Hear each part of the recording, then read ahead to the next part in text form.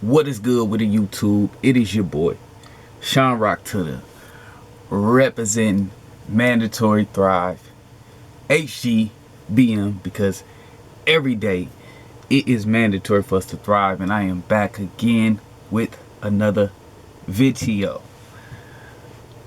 Lil Nicky. But anyways, it took a lot for me to make this video.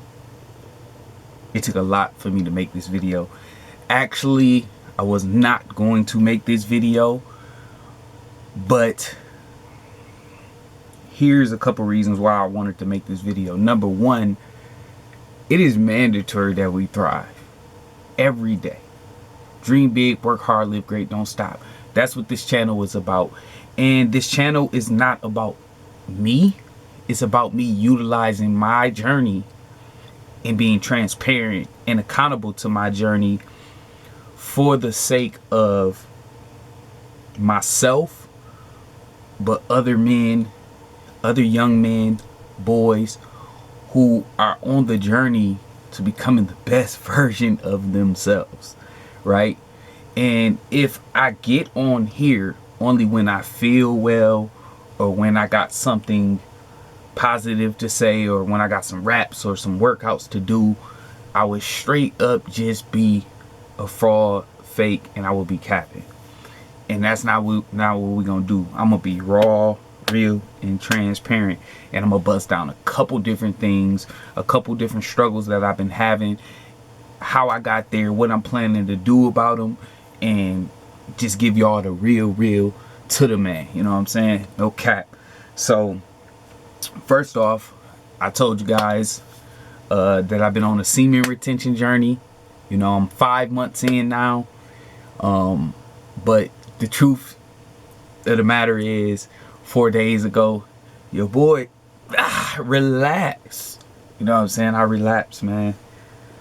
Yeah, I relapsed. You know, I threw a goat or two or three.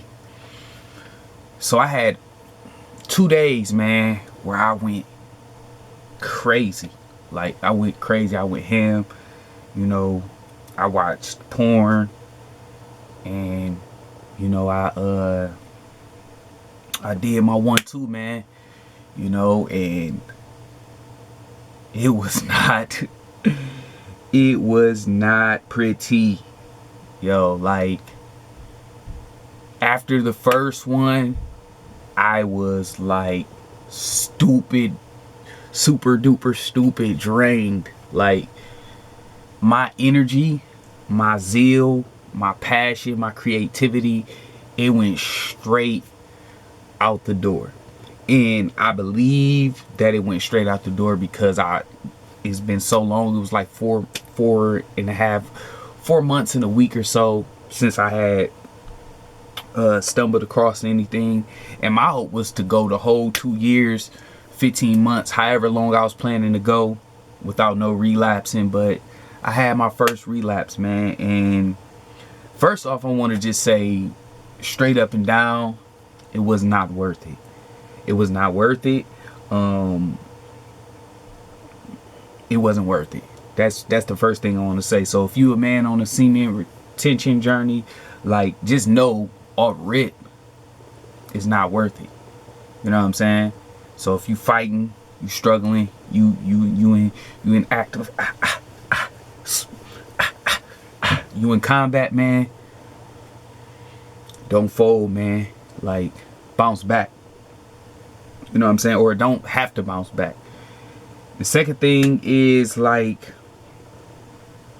when you relapse, man, or if you relapse, like, get back on the journey ASAP. Like, don't binge, you know, because I binged for 2 days straight. Like, I went crazy. You know what I'm saying? Like, I got lifted and everything. Like, I went ham. Like, I just went in. I went all the way in. You know what I'm saying? So if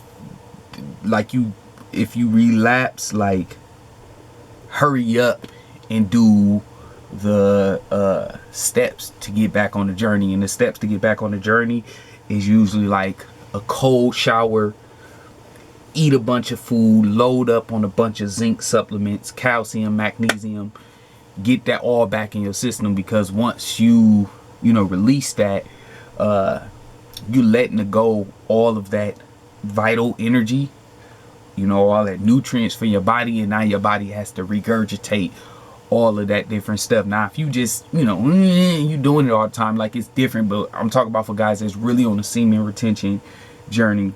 So masturbation and relapsing like that was bad, but watching porn was even worse. I did that. So that's my advice, is to, like, don't beat yourself up, but, like, be real, be accountable, and get back onto the journey. Now I want to talk a little bit about some of the things that I feel like led to the relapse, different things that I've been battling with, different things that I've been struggling with in my journey. So my personality is very in your face. Like, I'm very high energy. I'm like a very intense type of dude. Like I don't really have a low type energy, and I never have. Since, if anybody that knows me since I was a kid, they know that, like, I'm high energy. I'm turned up at all times. I'm on 10. So since I'm like that, I've getting a lot of attention from women, different things like that, stuff like that. So basically, ego stroking got the best of me. The more attention I was getting at this time, the more turned up I would get. And some things got a little intense, and I pretty much almost went there with somebody, and because I didn't go there, I kind of was feeling some type of way about myself and about my decisions, or whatever the case may be. And I was left with urges and different things like that. And so I stood firm. I basically stayed firm and stayed solid in one area, and then flunked out in another area, basically. So I would say it's like a lot of ego stroking and entertaining, right? So I was ego stroking, feeling myself, thinking I'm all that, thinking I'm this, thinking I'm that, and entertaining stuff that I feel like I shouldn't have been entertaining at the time.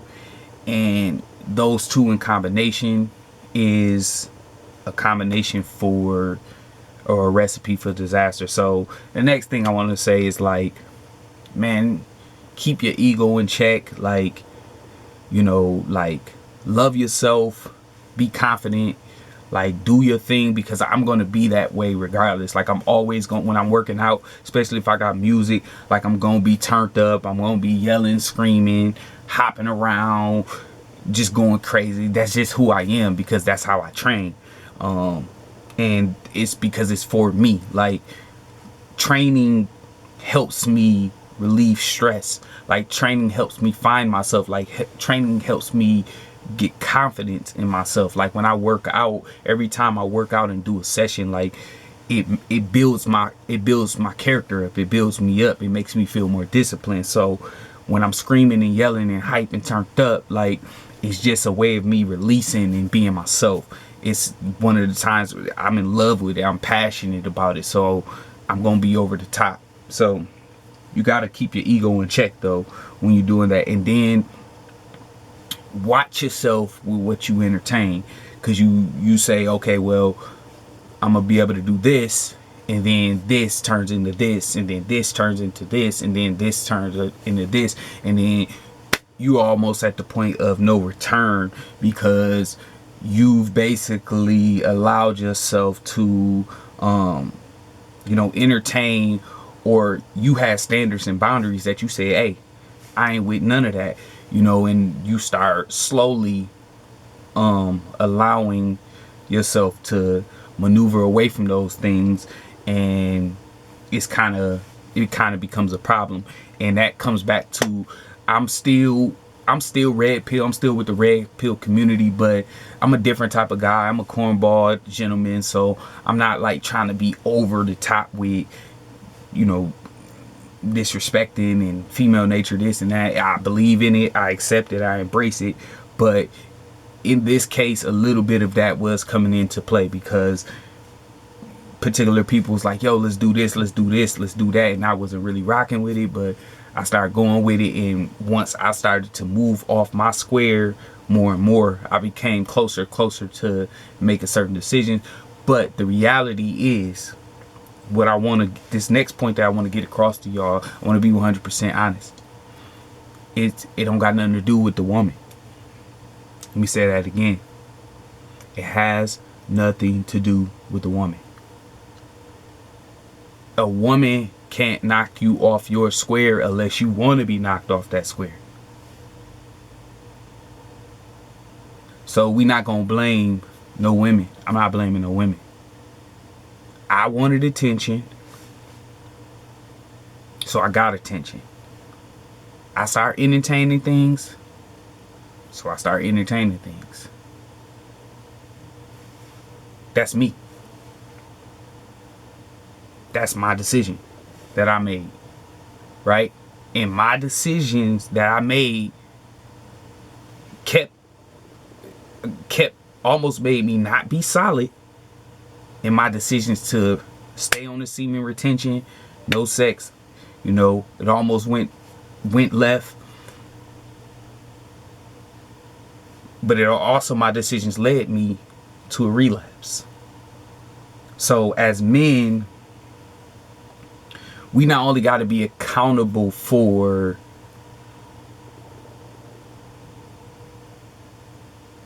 our actions, but also be accountable for the thoughts that led to those actions. Because what I seen was a trajectory, okay? It started with, I'm feeling vulnerable. I'm feeling lonely. I don't feel like I'm adequate. So let me seek attention these ways. And then seeking attention led to, from attention seeking to getting attention, and then entertaining. And then entertaining led to a relapse. So it all started with my mind. It all started with my mind, with the way that I was thinking. Right? So, I want to talk a little bit about some decisions that I've made because of this. Number one, I knew that I did not need to be in the gym. I knew it. Here's why. Number one, I'm a calisthenics athlete. All right? Calisthenics is an extreme, over the top, very unusual, very uncommon way of training. So even fundamental basics of calisthenics is going to generate some attention. Unnecessary attention from men and women. Right? So I already shot myself in the head. And it's not like I was going there from time to time or that I even needed to go there. I chose to go there. So that's number one. Number two, I know that a part of my growth and my training and how I got to the place where I am today came from training in the park, away from other humans, unless those other humans were training as well. That solitude is what even opened my mind up to semen retention, growth, reading, all of these different things. Because in that solitude where no one's there, you have no one to show off for, it's just you in reps and sets, you becoming a better man, right? But so that's the second thing. I left that on the table to go to the gym around other people because I wanted to engage and be a part of something, kind of subconsciously knowing that engagement was going to present a multitude of issues. Now, hear me out, because most people say, well, you're going to have to deal with that everywhere. You're going to have to deal with that everywhere. Yes, you what? Yes, you is. But when you in a certain stage, when you're trying to go to monk mode and do your thing, like, you also can control some of those engagements. Sometimes you can't control those engagements. And I'm a man who don't need the gym. My training is not conducive to the gym. It's not, it doesn't align with working out in the gym. That's not who I am. That's not how my body was developed, how my mind was developed, how my skills was developed, how my physique, how any of it was developed. It was developed from a raw, rough, in the park. So that's the, and then the third thing is, in the gym, I can't wear a weighted vest. And sometimes I need to wear a weighted vest to make moves harder. I can't bring all my bands, right? So that I can try different exercises and do different stuff. My jump rope. Along with my boxing gloves so I can practice MMA. So I was sacrificing all of this and becoming a stronger version of myself, because training in the park alone is hard. Like, it don't come with no bells and whistles. You know, it's cold sometimes, it's overly hot sometimes, your face getting burnt up, you know, or your hands is freezing, your feet is freezing. It's a different look. But moral of the story, it doesn't even have to be in the park, it could be at home. Training at home, with all the added benefits that it got, it's harder than training in the gym where people is just right there looking. So I left gains on the table, man. I left gains on the table going back to the gym. But it was because I wanted that attention and entertainment. So the decision I made is no more gyms. No more gyms until I'm ready, right? And 9 times out of 10, let me be honest, 9 times out of 10, if I go to gyms, it's going to be for 2 reasons. To be social, or with a pack of guys who turning up and we just doing our thing. Neither one of those things are things I need to be doing right now while I'm on semen retention, monk mode, and transition in my life. And I'll say within 3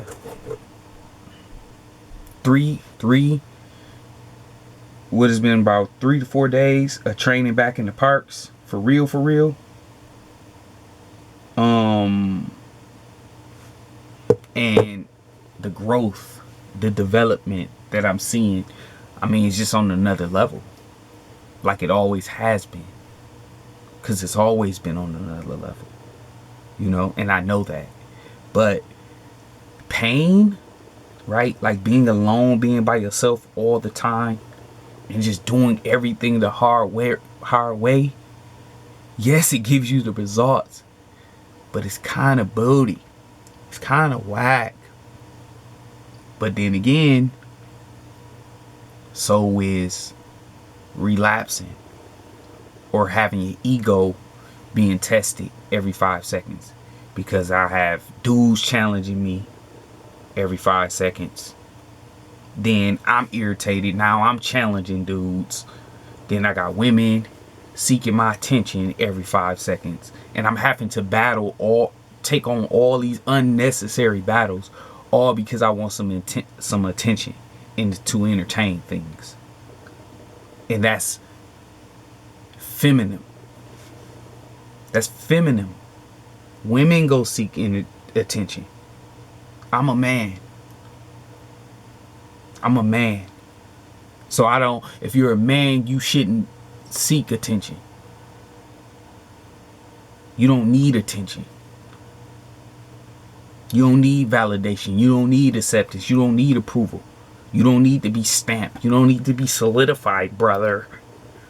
Like you just are. And you have to believe that internally. So whenever you're going out and seeking attention and seeking validation and seeking approval, you're being feminine. Now, do we deserve attention, validation, approval? To a certain degree, absolutely, we all do. But it needs to be done in the right, proper context with the right people at the right time. But you going out seeking it is feminine. And I know that. For me, to me, it's feminine. So, it's been 4 days, since I relapsed and all of that. And now I'm back on a journey. And as a man, I really did not want to make this video. I really didn't. I didn't want to put it on my channel. I was just going to continue on in my semen retention journey and act like nothing happened. Even though I wrote a poem talking about it on my YouTube page. But